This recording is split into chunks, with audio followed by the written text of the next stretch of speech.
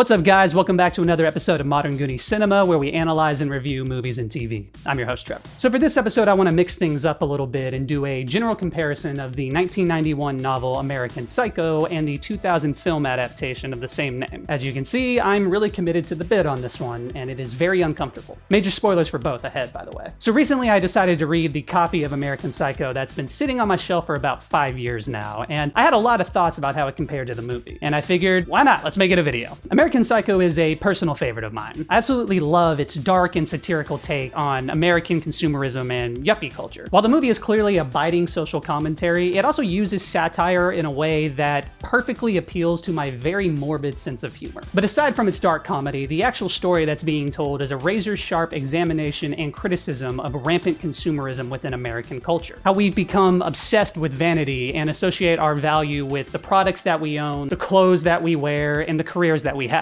Trying so desperately to keep up with the Joneses that we all just become another version of the same superficial entity. And the very same is true about the novel, except much more so. Obviously, a book is always going to have much more context and information than a film ever really does, and there will inevitably be a whole host of differences between the two mediums. But these two stories do differ quite a bit, to the point that you'll probably draw a different conclusion to Bateman's sanity depending on the medium that you choose. But there are several elements of this novel that just quite frankly cannot be adapted in any way. The entirety of the novel is told through Bateman's thoughts in the first person and in the present tense. You're experiencing thoughts and situations exactly as they are occurring to Bateman in the moment. You aren't so much reading a story unfold with characters actively doing things and pushing a plot along, as much as you're reading Bateman's thoughts in what are typically very mundane situations. Most of the time, Bateman's just out at dinner, out for drinks, out clubbing, or out on dates. Nothing really exciting ever happens in these moments, as the characters typically just drone on about all of the shit that they've bought, along with their taste in clothes, food, and politics, and in the most surface level and superficial way possible. So the actual interesting thing that you're reading are Bateman's hilariously rude, shallow, and occasionally batshit crazy thoughts that occur to him as he disinterestedly sits through these very mundane situations. While the movie does include the very necessary voiceover of Bateman's thoughts in several scenes, it's still far from enough to convey just how much goes through his head in all of these interactions. But to effectively convey this, you would need Christian Bale's voiceover in every single scene of the movie, and that's just a very poor narrative choice for a film. But without any voiceover whatsoever, this movie would essentially be Bateman out at dinners and then just randomly hacking people to death. Because of the stark difference in the way that the two mediums have to present their stories, the movie has to totally rearrange the structure of the plot and the character interactions so that it can fit into a cohesive narrative that people can understand or are used to seeing in the medium of film. And you know what? I don't fault the movie at all for doing this and making the decision to adapt things differently from the book. It simply has to do it. And it does a fantastic job of taking something practically unadaptable and still managing to turn it into a film that really embodies the spirit of the book. In fact, nearly all of the dialogue in the film comes straight from the book. Albeit, it's not always in the same scenario or to the same characters, but all of the dialogue comes from somewhere, and the movie pays the utmost attention to detail when pulling anything from the novel. Even if things have been rearranged or altered, it never loses sight of the source material to be as faithful as it possibly can, even when it's not. The movie cares a lot about the novel.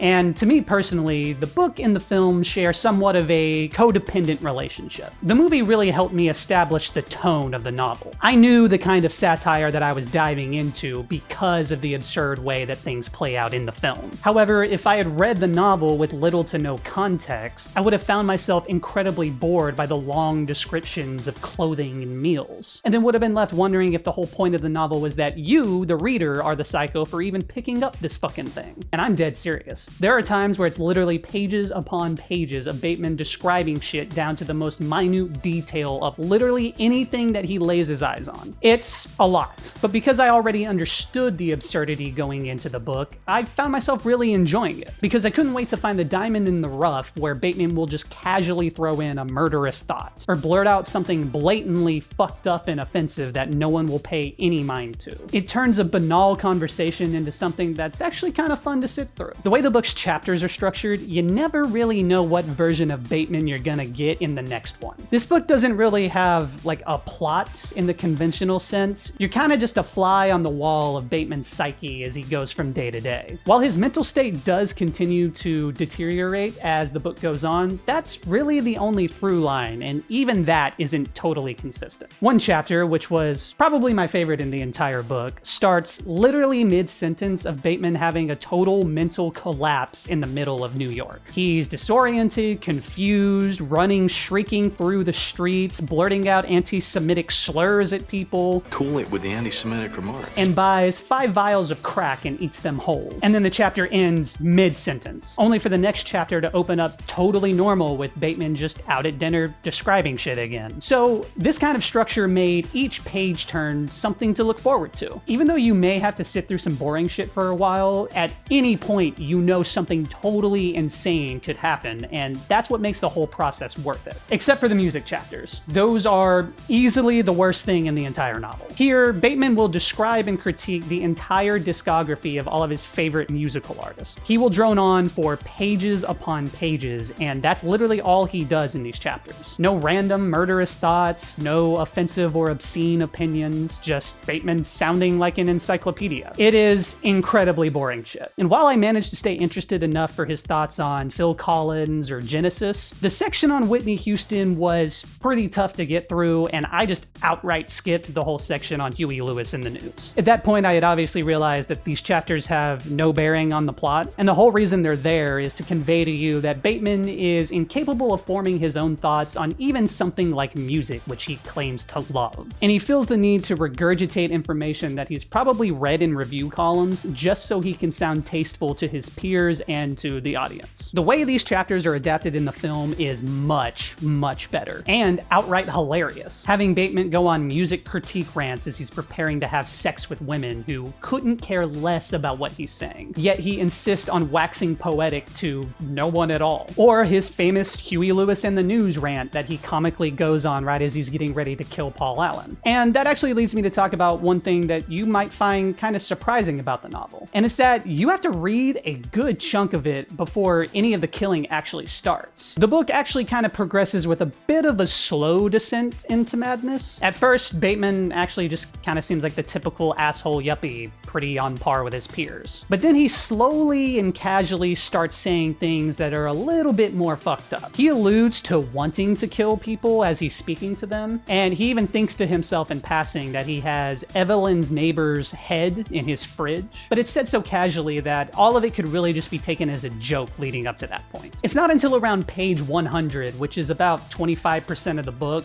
that he explicitly kills another person, which is the bum that's also seen in the film. But what happens in the novel is a lot more drawn out and fucked up. You're gonna hear me say that a lot. And this is probably a good point to mention just how vastly different the two mediums are in their portrayal of sex and violence. As far as the sex goes, there are sections of this novel that are literally just erotica. Sometimes in a depraved way, and sometimes in a I'm literally just reading each and every detail of this guy having sex kind of way. It's not shy about its descriptions at all, and it happens so abruptly that you'll casually find yourself dick deep with Bateman in a matter of a few sentences. As far as the violence goes, this novel is hands down one of the most fucked up things that I have ever read. And this is coming from a dude that constantly consumes true crime. Bundy, Gacy, Dahmer, none of them can even hold a candle to the utter depravity that is Patrick Bateman. Bateman's kills start off relatively simple with just some stabbings, but they eventually escalate into unspeakable horrors as the book goes on. Torture, mutilation, necrophilia, and of course, cannibalism. The things he does in the novel, I can't even begin to describe, but I will give a general overview of some of the crazy shit he gets up to. So if you got a weak stomach, maybe fast forward a little bit. Bateman does the following fucked up things.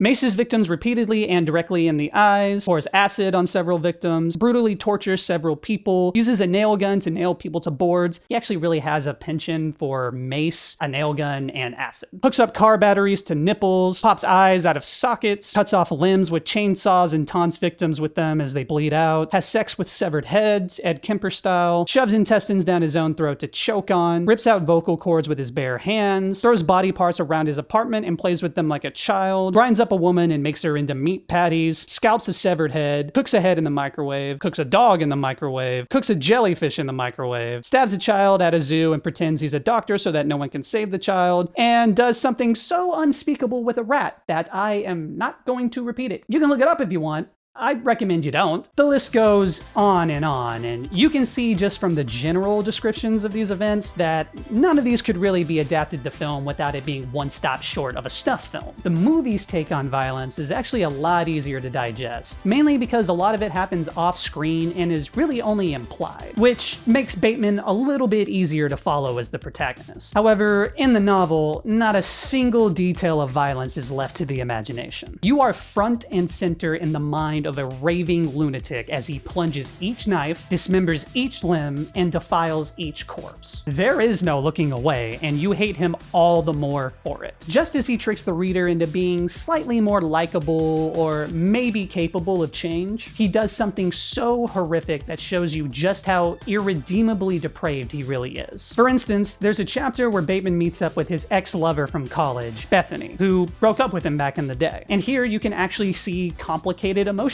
coming from Bateman. He's visibly nervous, nostalgic, and surprisingly honest with this woman, who is actually one of the only people in the entire novel that acts like a real human being, not overly concerned with materialism, and actually listens to Bateman on a deeper level. It's a very interesting interaction, and it's actually somewhat touching to see that Bateman is still somewhat capable of experiencing genuine human emotion, and for a woman at that. Yeah, well, then he takes her back to his apartment where he brutally rapes, tortures, and kills her pretty much the second they walk in the door. Being so front and center while such a gruesome moment plays out to a character that you were genuinely starting to feel for is disturbing and mind-fucking to say the least. You're forced to be just as complicit as Bateman is, like some kind of distant, unacting conscience. And you absolutely despise him for betraying Bethany's trust and yours. The intense violence and situations surrounding it is actually where the majority of the differences lie between the book and the film.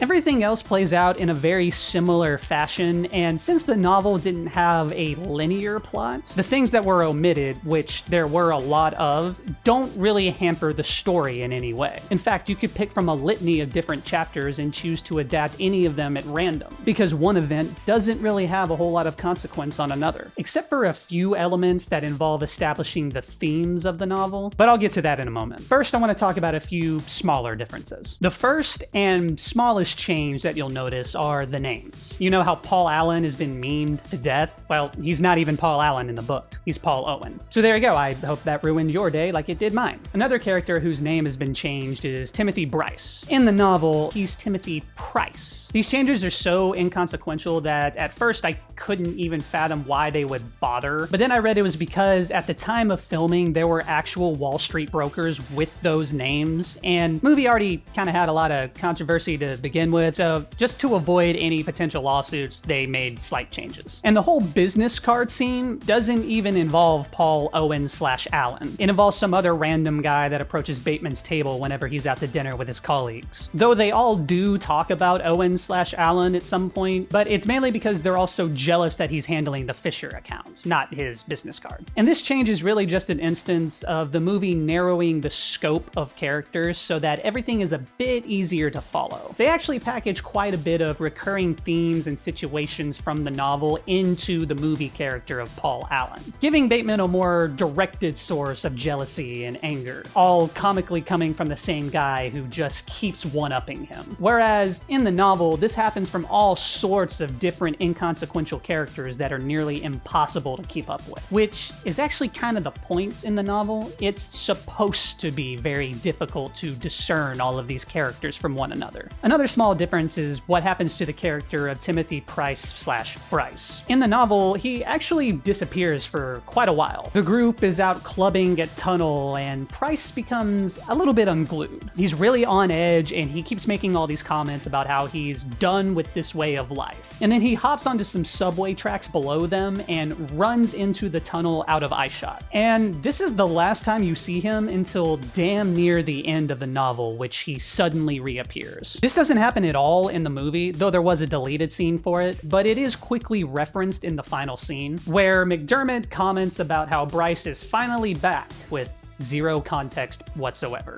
And like I said before, there are a lot of omitted scenes from the novel, but I just want to give an example of a few that really stuck out to me. An entire section was cut where Bateman and Evelyn vacation together in the Hamptons, where Bateman makes an effort to regain control over his bloodlust, to no avail. This is also where he microwaves that jellyfish. There's also no mention at all of the Patty Winters show in the movie. In the novel, this is a morning show kind of akin to Oprah Winfrey that Bateman watches religiously. While it doesn't really have any bearing on the plot of the novel, it's mentioned so much that I'm surprised the movie didn't choose to include it in really any way. Then there's Bateman's brother Sean, who is cut entirely from the movie. In the novel, Bateman meets up with Sean, who is a bit of a hip and popular dude in wealthy New York circles. They go to the infamous Dorsia, where Sean has the reputation that's able to get them a table with ease, much to Bateman's chagrin. They don't really talk about anything of consequence, but you do learn that Bateman actually doesn't have to work at all if he doesn't want to, because their father is insanely wealthy. This is the route that Sean takes, but Bateman actually chooses to work so that he can better fit in with the other Wall Street types. He also later admits this directly to his ex-lover Bethany, which was also cut. Also, fun fact, both Patrick and Sean Bateman are part of a shared literary universe. Sean Bateman is actually one of the protagonists of the novel Rules of Attraction, which was also written by Bret Easton Ellis. And Patrick Bateman actually makes a very minor appearance in that novel as well. Another thing that was cut was the entire sequence where Bateman and Jean, his secretary, go out on a date. They go to the infamous Dorsia, and Bateman, knowing that he can't get a table, impersonates another man and steals his reservation. The two are actually swiftly kicked out, much to Bateman's embarrassment, but Jean actually finds the whole thing charming and she just laughs it off. Alright, now let's move on to some additions that the film made. For a Hollywood adaptation, this film surprisingly doesn't have many instances of adding new elements to the story, minus what they've had to rearrange or combine. There are actually really only two instances that stick out in my mind. The first being Detective Donald Kimball. In the movie, the detective has 3 separate meetings with Bateman, making him a bit of a consistent antagonist and kind of like a foil. However, in the novel, Kimball only appears one single time for a preliminary interview with Bateman. After this one conversation, he is never seen again for the remainder of the book. What the movie did was splice the novel's one conversation into 3 separate meetings, making him look a bit more like an adversary or something to worry about in the film, which is not the case at all in the book. Another addition that I noticed was when Jean finds Bateman's notebook that he scribbled a bunch of horrific things into. This doesn't happen at all in the novel. Actually, Bateman and Jean start up somewhat of a relationship, but she never suspects anything from him. In fact, no one does.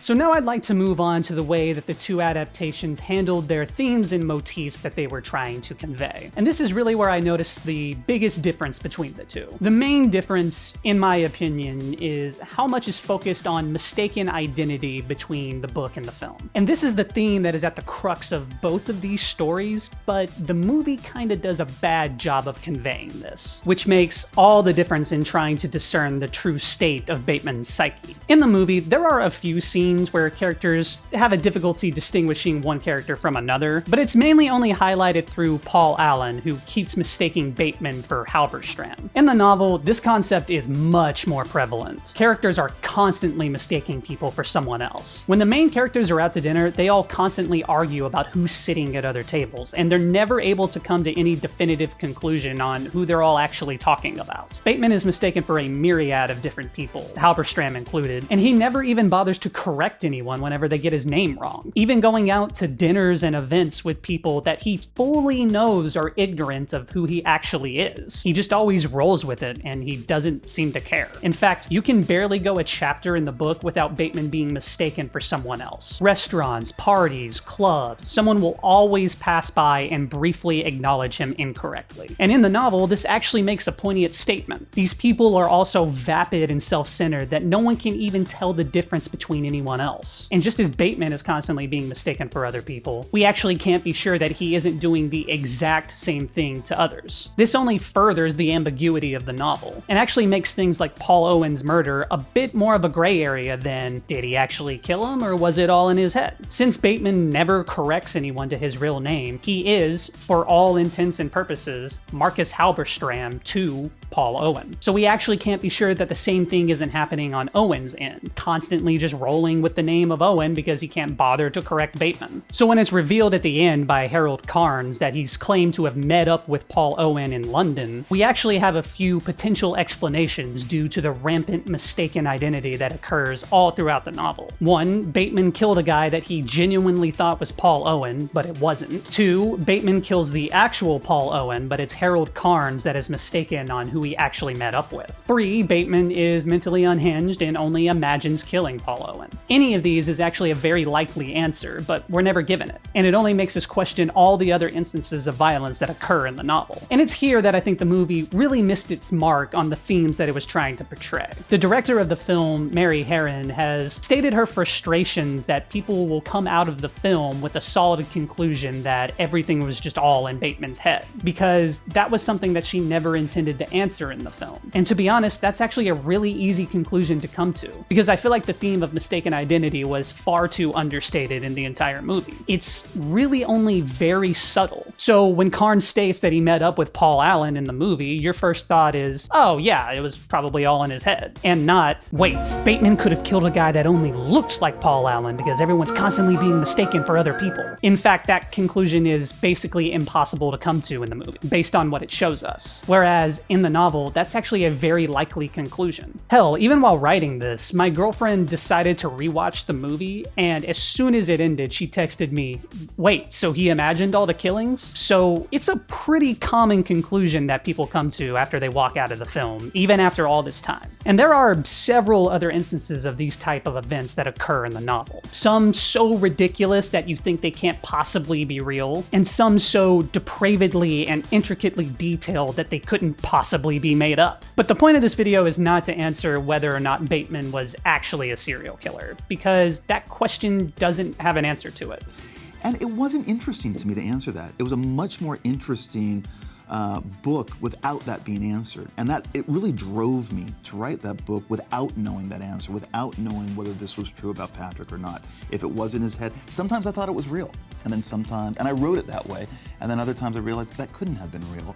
But then I'd get a little bit further on and go, well, that could have been real. My very quick take on it is that Bateman actually did some of the things that he described in the novel, though often not the way he thinks he did and greatly over-exaggerated. But the point is that the book has a lot of other examples that you can point to make a case for one or the other, whereas the movie just really doesn't. The most ridiculous thing that happens in the novel is pretty much the same one that happens in the movie, which is the police shootout. The two are fairly similar, but the book has some poignant differences. In the novel, Bateman's police chase begins when he can't control his urge to gun down a street saxophonist. He does so, and he is immediately noticed by a nearby cop. He then ends up hijacking a taxi and killing the cabbie, pay attention to that, that's important later, and gets into a full-blown police chase. And when this happens, this is where the novel does the strangest thing yet by abruptly switching from first-person narration to third-person narration, implying that Bateman is having a total dissociative breakdown whether these events are real or not. He crashes the stolen taxi into a building where he then gets into a shootout with the police, and then the rest of what happens plays out pretty much just like it does in the film, with Bateman running into his office building and confessing all of his crimes to his lawyer over the phone. And a cool little attention to detail here is that every crime that Bateman admits to on the phone are crimes that you actually get to read in the novel. So just as in the film, the novel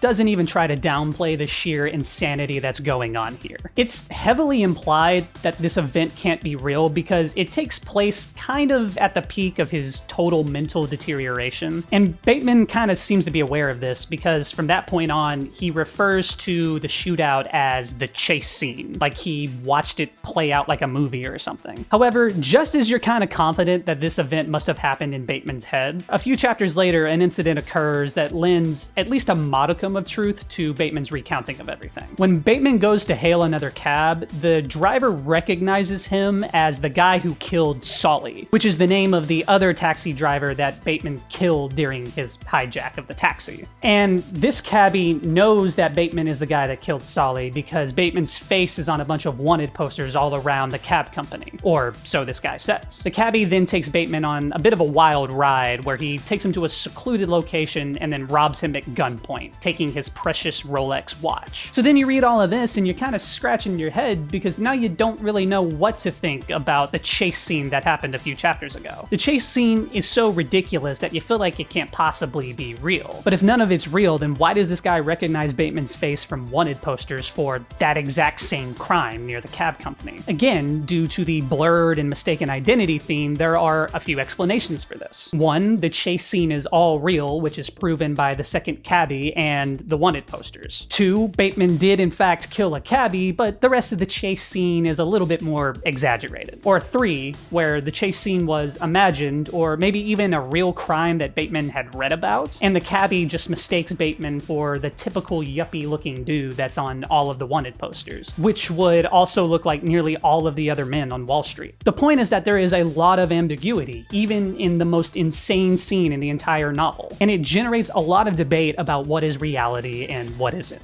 However, the movie falters here yet again because it opts not to use either of the taxi drivers, which all but erases the ambiguity of the incident. The movie even includes the brief hallucination that the ATM is telling Bateman to feed it a stray cat, seemingly to hold up a giant sign that says Bateman is totally out of his fucking mind. And that's just about the only conclusion that you can come to. Just a side note, the cat thing is actually mentioned in the novel, but it's only mentioned in passing and it's not something that you see play out. In the movie, you don't believe that Bateman shot at the police who suddenly spawned all around him. You don't believe that he blows up a police car, killing them all. And you don't believe that an ATM told him to feed it a cat. But unlike in the novel, there's nothing tying these events to reality. So your natural conclusion is that it's all so ridiculous that none of it could have happened. Another small example of the difference of ambiguity between the novel and the film is the crazy shit that Bateman will say to people who either misinterpret him or don't hear him at all. In both mediums, this is played to comedic effect, but the way the novel handles it makes a better point. All throughout the novel, you are subjected to the utterly boring conversations that everyone in this world is having, and you really begin to notice how unbelievably shallow and self-absorbed all of these other people are. None of these people are even listening to each other or internalizing what another person says. They're all just waiting for the other person to stop talking so they can talk about themselves. And they jump around conversations in an absolutely maddening way, never really finishing their points because they can't achieve any level of depth whatsoever. And Bateman is just as guilty of this, if not more, than the other characters. So when no one acknowledges him whenever he says some kind of crazy bullshit, there's a good case to be made that all of these people are just too self-absorbed to even focus on the words coming out of Bateman's mouth, just waiting for him to stop talking so they can say their own generic and regurgitated talking point. And the point here is that they could also be saying the same crazy fucked up shit that Bateman is, and he probably wouldn't even notice it either. But also, since we're always shown these conversations through Bateman's perspective and we're in Bateman's mind, we can't be sure that these words are even being said aloud in the first place, since what he actually says and his thoughts kind of blend together, creating yet another layer to the enigma that is Bateman's psyche. The movie has a trace of this, but again, it's much more understated than the novel, where the entire thing is littered with these constant boring conversations, which gives Bateman plenty of opportunity to drift in and out with his absurd comments. There's one last point I want to make about the difference in ambiguity between the film and novel, and that involves the events surrounding the real estate agent. In both the novel and the movie, Bateman makes a return to Paul Allen's apartment, which he's been using as a den of depravity to kill people and store their dead bodies. Though in the novel, it's an absolute nightmare of blood and gore scattered all over the place. In the movie, he just goes straight to the apartment, which is now spot thoughtless and being shown off by a real estate agent for a potential sale. Bateman is pretty confused by the incident, and he's ominously told to leave by the real estate agent, who seems to know exactly what he's been up to. The novel plays out pretty much in the same way, but with a few key differences. For starters, we're actually shown Bateman walking up to the entrance of the building that Paul Owen lived in, which he hasn't returned to in a while. He notices that the outside of the building looks slightly different than it had before, and that the keys he has no longer get him into the lobby. A doorman has to let him into the lobby, and he notices that it's a totally different doorman from the last time that he was there. He then takes an elevator up to Paul Owen's floor, and he notices that the building has a whole new addition to it. And these details are pretty important because they all imply that Bateman is probably not in the right apartment building.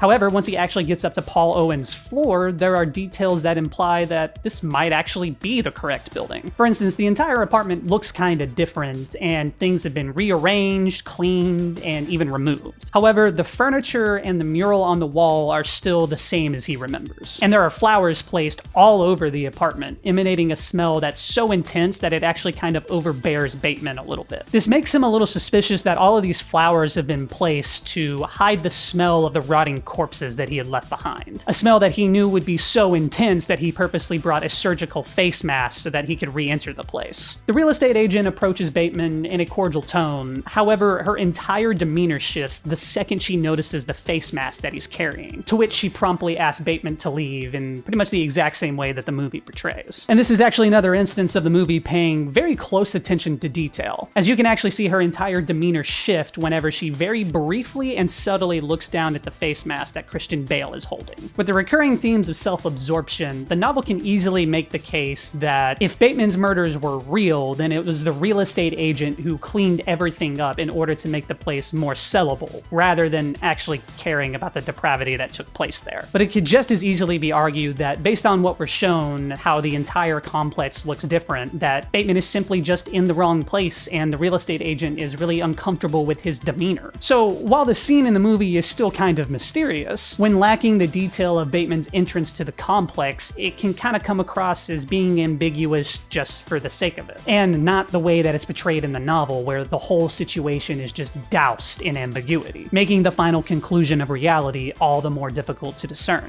The last main comparison that I want to do is the different takes on the character of Bateman himself. In the novel, Bateman is way more unhinged in every single regard. Not only is he far more of a monstrous and sadistic psychopath, but as the book progresses, he completely loses his mind in its entirety. Doing anything from sobbing uncontrollably while grinding a woman up into food to thinking he's being stalked by a park bench. He completely loses touch with objective reality, having a multitude of mental breakdowns that manifest themselves in unpredictable ways. Movie Bateman is a little more grounded. While we do start to see him come unglued by the end of the movie, it's nowhere near the intensity of the novel. And this version lacks novel Bateman's more bipolar nature, where one moment he is utterly deranged and the next moment he is kind of normal and composed. Movie Bateman also seems to have had this effect where he is idolized by this Sigma male hustle culture, due in part to his sheer discipline, physique, wealth, style, and the very attractive and imposing presence of Christian Bale. The movie version still somehow managed to glamorize Bateman and his lifestyle for some people. And if you're one of those people, then you've either wholly missed the entire point of the film, or you're just watching grindset clips on TikTok. I definitely argue that the glamorization of Bateman in the novel is something that would be much harder to achieve. Book Bateman is not a cool dude in any way. He is not Christian Bale. What do you like about Patrick Bateman? What do I like? Yeah. I like nothing about him. I mean, he's a completely unredeeming character, you know, and I didn't attempt to make him sympathetic at all. Aside from being batshit insane, he's also moody, whiny, indecisive, emotional, gossipy, and slightly pathetic. A good comparison would be that novel Bateman is actually much more like a murderous Pete Campbell from Mad Men. In fact, several of his colleagues refer to him as a goody-goody and a loser, which is actually part of the reason that Carnes doesn't believe Bateman even in the slightest, despite his extensive confession. When you read all of the thoughts bouncing around in Bateman's head, you see that he does not have a single redeeming quality whatsoever. He is a complete and total unlikable narrator through and through. He throws a fit mid-sex with a woman because he can't find the spermicidal lube, then continues to have sex with her while she's crying. He screams at his colleagues in the middle of a restaurant because he doesn't want red snapper pizza. He attempts to look cool for a group of young people in a club, but he just comes across as a total dork trying to use hip lingo like a suburban dad. He often wants to cry at the slightest infraction. And when he's actually confronted with someone that's dangerous, which would be the cabbie that robs him at the end of the book, he doesn't fight back like the deranged killer he thinks he is, and instead says that he feels totally naked and helpless. So if you somehow come away idolizing a bratty lunatic who can't make a decision on where to make dinner plans, while also enjoying shoving human intestines down his throat to asphyxiate himself, then you are severely lacking a father figure. So, moving on to some final thoughts. While I've only really been comparing the two adaptations and not really making a case for which is better, you probably want to know what I think about that. And the answer is that it's a little complicated, and it really depends on taste more than anything else. Personally, I prefer the novel. I feel like Bret Easton Ellis really nailed the themes and the social statement that he was trying to convey. And the medium that he chose allowed him the room to really expand upon those topics, and to not pull out any half stops, not allowing the audience to turn away from any facet of Bateman's life. When he shows you violence, he fully commits and shows you what raw, unfiltered violence is. When he shows you banality, he makes sure you feel the painstaking boredom of all of these trivial conversations. And when he shows you materialism, he makes sure that you know each and every detail of every Armani suit. And the intense manner in which he critiqued this aspect of society is really something that can only be done in a novel, where you don't have to worry about limitations or heavy censorship to be more digestible to wider audiences, like you would in film. The most fun part about the novel is being directly inside the head of someone that is so detached from reality, and seeing his warped perspective on literally any topic. And you just don't get that in the movie the way that you do in the novel. It's just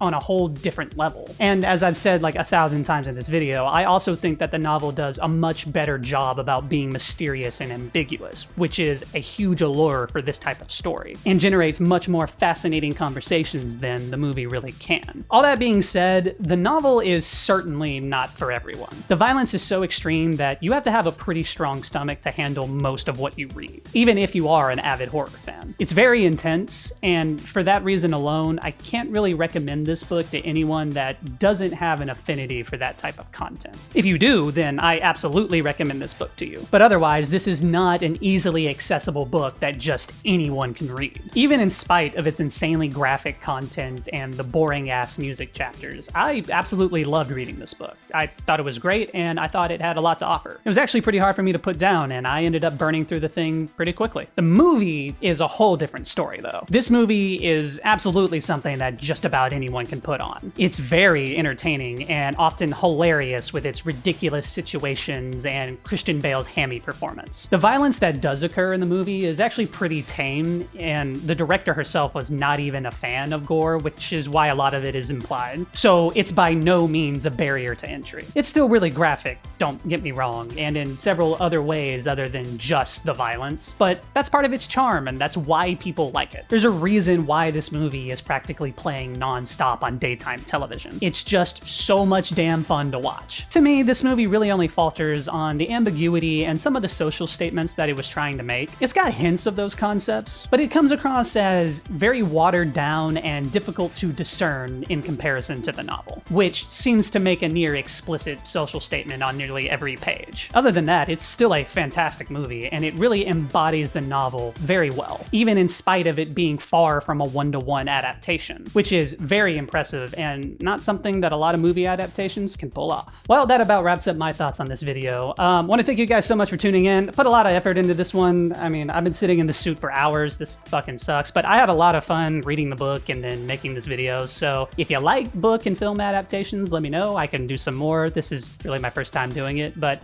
either way, thank you so much for tuning in, and keep an eye out for the next video.